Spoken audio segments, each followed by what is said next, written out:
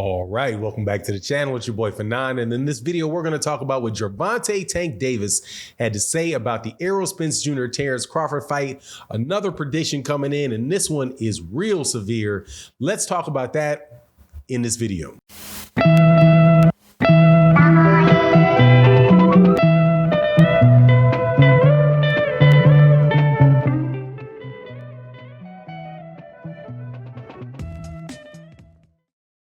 All right, welcome back to the channel. It's your boy Fanon. In this video, we're going to be in the 147-pound division, talking about a prediction that was made for the fight between Gervonta Tank Davis for ERROL Spence Jr. and Terence Crawford. Now, before I get into that, though, let me welcome you back to the channel. If you are new to the channel, thank you so much for checking out the video. Please make sure to hit that subscribe button and hit that bell icon so you can be notified of when we release more videos. And if you are a longtime subscriber, thank you so much for your support, as always, for watching the videos, watching the live streams. It really does help a lot.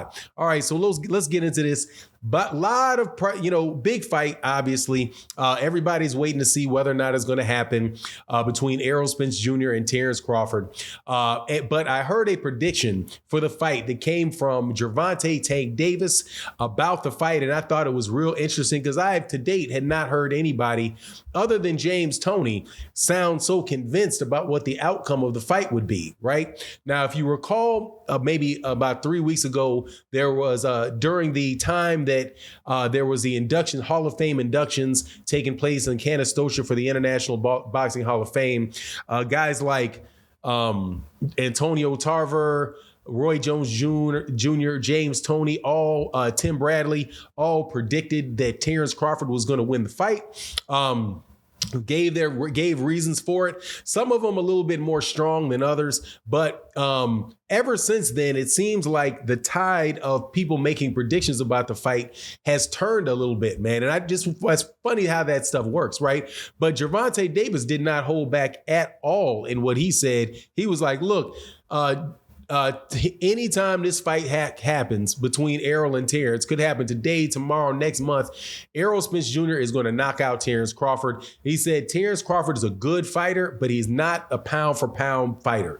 Pretty much saying that the dude that a lot of the accolades and the stuff that people talk about with Terence Crawford is exaggerated. Now, he is also somebody that was very clear that he thought Canelo Alvarez was the #1 pound-for-pound fighter, and that's probably because Canelo Alvarez and him have a style that is somewhat similar to one another. But I just thought that was real interesting, man. But you may want to actually put that up there with kind of like the predictions that Tim Bradley made for the fight. If you recall, Tim Bradley, pretty much after every Terence Crawford fight, when he talked about Terence Crawford, ERROL Spence, he would say, oh man, Terence Crawford is going to blow him out. He's going to knock him out in 10 rounds, right? Just really, over the top type of prediction for the fight. And I think maybe, Gervonta may have been, kind of in a little bit of the same mood because, he and ERROL Spence Jr. are cool. And that's something I just want to point out is the case a lot of times when people are making predictions on fights. If they are close to one fighter or the other, that's who they're going to ride with. I've on my own personal live streams and stuff, you'll see people willing to bet money on fights where, they're talking about a guy that pretty much doesn't have much chance at all to win, but because they're really, really supporting him, they'll put money on him just to support him. So I'm not going to put, as far as what Gervonta said about him knocking him out, I mean, I think that is a possibility for sure because of the style that ERROL has, and that kind of going along with what Hank Lundy just said the other day, and actually Eddie Chambers too. So those are like the 3 people in a row that really started pushing for ERROL Spence Jr. Fast Eddie Chambers basically said, "Look, I have no idea how Terence Crawford is going to keep ERROL Spence Jr. off of him." That is because ERROL, and this is something also Paulie Malignaggi said as well, ERROL is not somebody that just goes in there just walks in there, like a lot of guys that are come forward fighters and looking to fight on the inside. He's somebody that he comes in there responsibly, but comes behind a jab, comes behind different looks, jab to the pit of the stomach, jab up top, very good at pinning your hands or slipping underneath a jab and coming in underneath the jab that he slipped.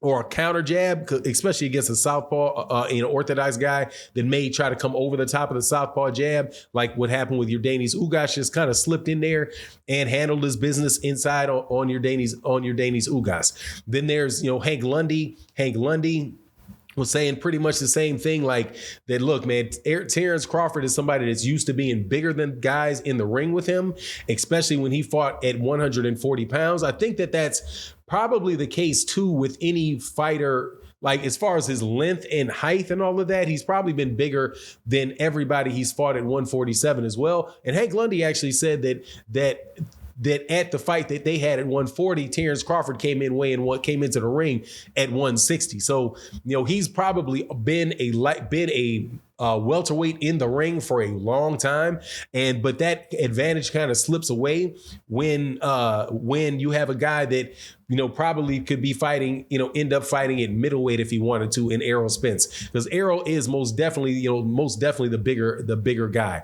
Now, as far as the Gervonta Davis knockout, I think that is very, very possible. But on the other side of it, I think it's possible on Terence Crawford's side. Man, people always ask me, how do you see Terence Crawford winning the fight? And really, like, I'll go with what Derek James said. Derek James said the thing that they have to worry about with Terence Crawford is his hand speed. He has very short, fast punches on the inside, especially those hooks. And when ERROL is coming in, if he slips and lets his head dip down too low, Terence Crawford very well may be able to take advantage of that and catch him with something like he caught pretty much all of the other guys he's been fighting lately. Like Jeff Horn, he caught Jeff Horn coming in when the fight was like, not want to say it was nip and tuck, but it was just, an awkward kind of fight with him. Same thing with Jose Benavidez.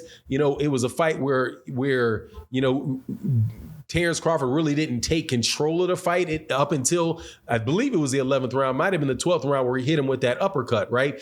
All of these fights that Terence Crawford has had since he's been to 147 have been somewhat competitive in the beginning of the fight.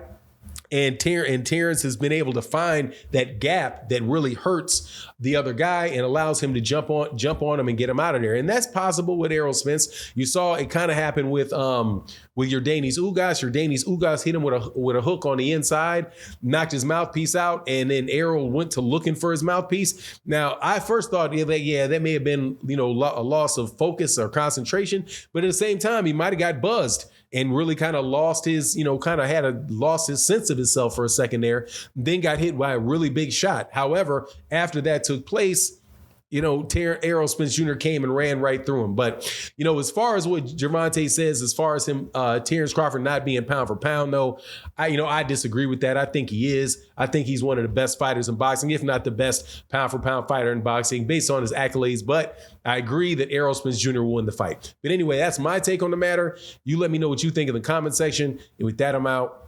Peace.